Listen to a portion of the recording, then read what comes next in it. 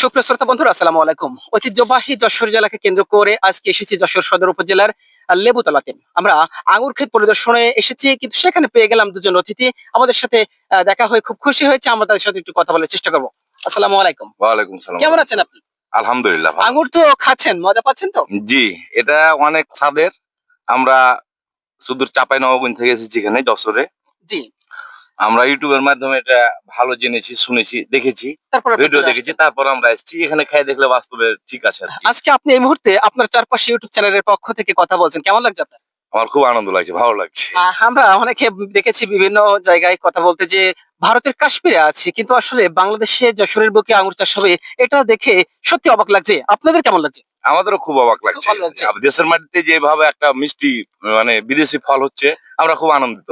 আচ্ছা, আমরা যে বাজারে কিনতে পাই যে আঙ্গুরগুলো মিষ্ট তো হয়, সেগুলো কি মিষ্ট তো হচ্ছে? আপনি কি জি, জি, জি। বাজারের চাইতে কোনো অংশে কম না। ও আচ্ছা, এটা আচ্ছা। আমরা যেটা দেখছি, খাইয়ে দেখছি ভালো আরকি, অনেক গুণ ভালো। ভালো না? আচ্ছা দর্শক বন্ধুরা, আমরা এসেছি আঙ্গুর খেতে। মনসুর আলী ওরফে বেল্টু নামে জনপ্রিয় একজন চাষী আঙ্গুর চাষ করেছেন যশোরের বুকে, যশোর সদর উপজেলায়। চমৎকার তার যে চাষযোগ্য জমি আমরা দেখছি, ভালো অনেক সুস্বাদু ফল ধরেছে, আপনাদের দেখানোর চেষ্টা করি। এপাশে একজন আমাদের আঙ্কেল আছেন, আমরা তার সাথে একটু কথা বলার চেষ্টা করি। আসসালামু আলাইকুম। ওয়ালাইকুম সালাম। কেমন আছেন আপনি? আলহামদুলিল্লাহ। আজকে যে আঙ্গুর খেতে এসেছেন, কেমন লাগছে আপনার? তো আঙ্গুর খায় ও আঙ্গুর এটা মাশাআল্লাহ বাংলাদেশের মাটিতে যে এত সুন্দর আঙ্গুর হয় জি, মিষ্টতা এটা কেমন? না খেলে আপনারা তো বুঝতে পারবেন না। খেলে বুঝতে পারবেন। খেলে বুঝতে পারবেন। হুম। আচ্ছা, আচ্ছা। আমরা যদি জানতে চাই, এই যে আঙ্গুর চাষ করেছেন, আমাকে দিচ্ছেন? আসলে টেস্ট করে দেখি নাকি? জি, জি। দর্শক সত্যি অসাধারণ। আসলে আঙ্গুর চাষ করে যে সফলতার সাথে বাড়ি বসে আঙ্গুর নিজের ক্ষেত থেকে খেতে পারবেন, এটা সৌভাগ্যের ব্যাপার। যেমনটা জানাচ্ছেন। আমরা জানতে চাচ্ছিলাম আপনার কাছ থেকে, আপনার নাম এবং পরিচয় বলবেন। চাঁপাইনবাবগঞ্জ। আমার বাসা হচ্ছে চাঁপাইনবাবগঞ্জ। আমাদের চাঁপাইনবাবগঞ্জের মেইন হচ্ছে আমের রাজ্য আমরা। আম তো বিখ্যাত। আমের জন্য আমরা বিখ্যাত। আপনারা তো জানেন যে চাঁপাইনবাবগঞ্জ আমের জন্য বিখ্যাত।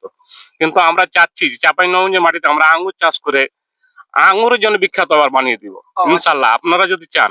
দর্শক, কখন কোন পজিশনে কে জনপ্রিয়তার শীর্ষে উঠবে সেটা সত্যি অবাক লাগে।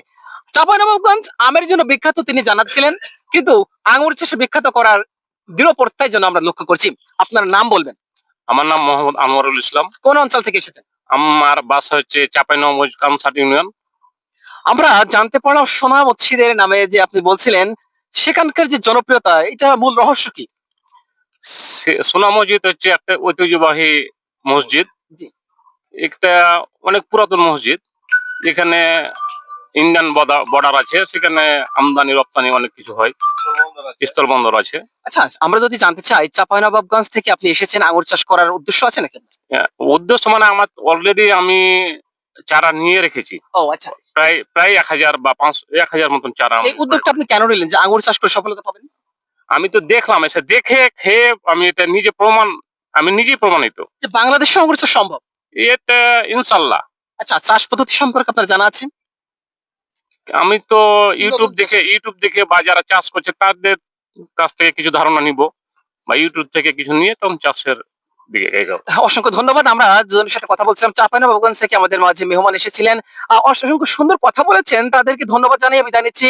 আপনার চারপাশের পক্ষ থেকে সকল দর্শক বন্ধুদেরকে ধন্যবাদ জানিয়ে বিদায় নিচ্ছি। আল্লাহ হাফেজ।